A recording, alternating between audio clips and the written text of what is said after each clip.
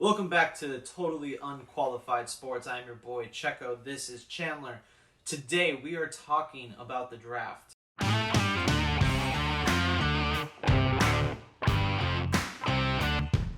It's been a little bit, but we've taken some time. We're going to be talking about the two teams that we like in this draft and one team that we just didn't like overall. So we're going to get right into it right now. We're going to just talk about the two teams we love the most. So, Chandler, what's the first team where you go, man, they killed the draft? This was an amazing draft for them. For me, it's going to be the Browns. I really like what they did in the draft. They really stocked up on their defense right there. With Jeremiah Owusu-Koramoah with the second pick right there, I feel like that is an absolute steal and a guy who's going to be able to produce right away without any pressure on being the stud player. You know, if he went to somewhere like Minnesota or Jacksonville or somewhere else, like he would have been the guy right away. With this right here, it's going to relieve some pressure, and I think they got a corner in their first pick. Can't remember his name, but Greg Newsom.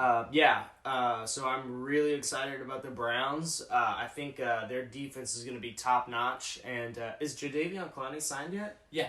Oh, and he went to the Browns, Cleveland, right? Yep. Okay, gotcha. Yeah, like that defense is going to be top notch next year. I'm expecting them to actually win the AFC North. Really? Yeah, for sure. Okay.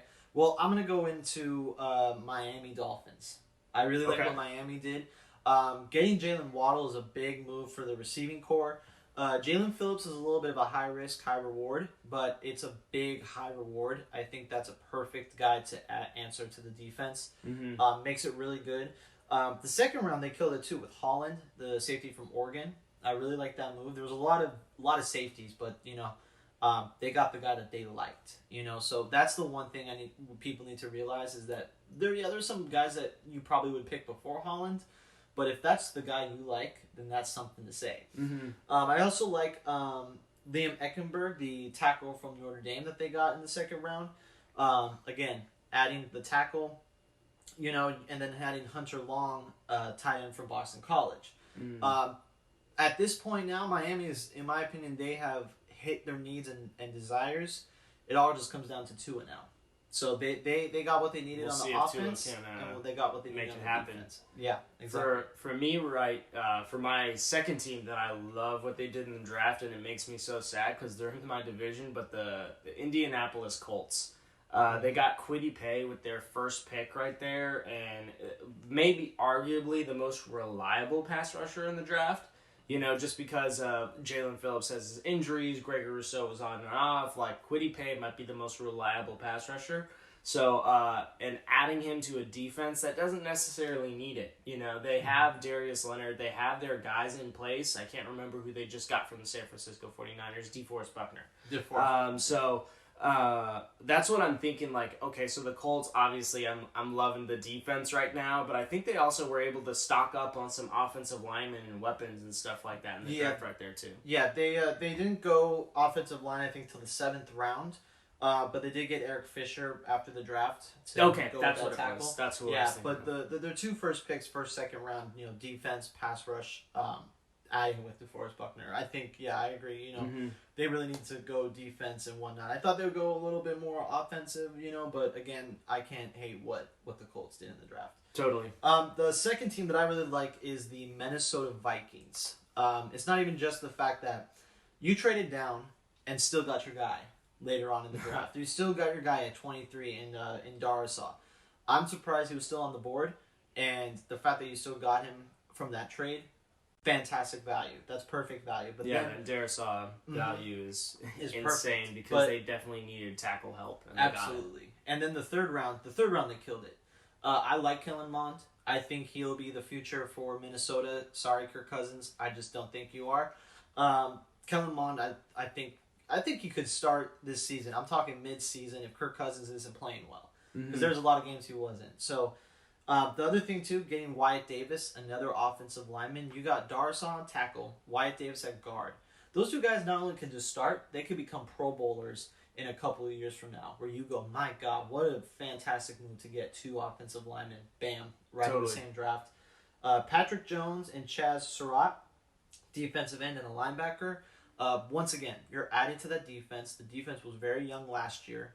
You need to rebuild that defense. So Jones could be a solid pass rusher. Chaz Surratt being a linebacker from North Carolina, you're looking at a guy that can tackle, be solid. Once again another team, offensive lineman, bam, add that defense, bam, like Indianapolis. You those are the biggest needs you need right now, and you got it done. Mm-hmm. You got it done. So I'm excited to see what Minnesota does, especially with their Aaron Rodgers situation. So we're gonna get into now some teams that we didn't like. We're just gonna pick one team each. We're gonna start with you on what you think. What team do you think didn't do so hot in the draft, or you think maybe they missed the mark? So I know we just talked about this, and I was actually planning on doing the Packers, but I actually can't stand the Jacksonville Jaguars draft. Really? After researching some of the players, I like the players. That's not the problem. Is like we stocked up on secondary in free agency, and then went right back at it again in the draft.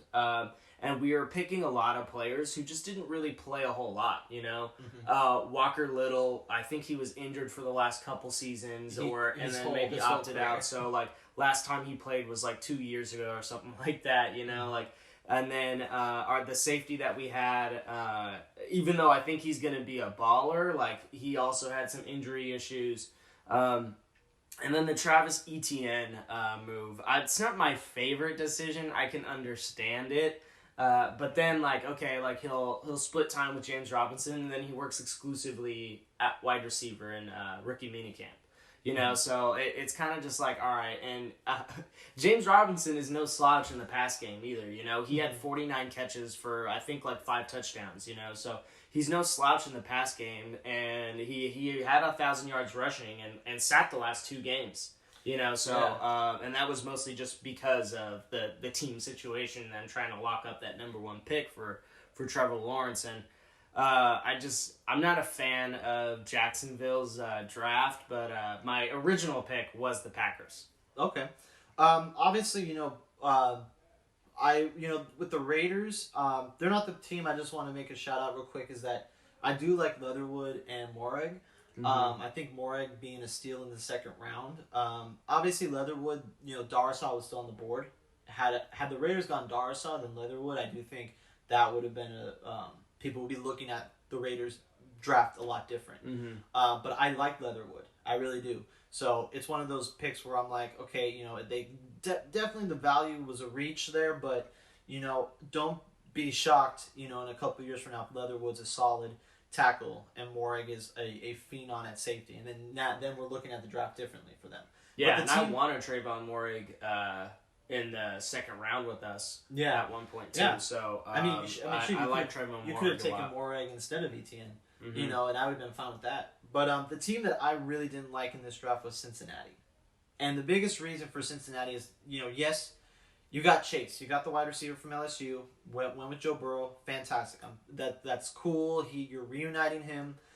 Coming up next, once you fire your head coach after a bad year this upcoming year, you're probably going to get Joe Brady. You're just going to bring the LSU Tigers to Ohio.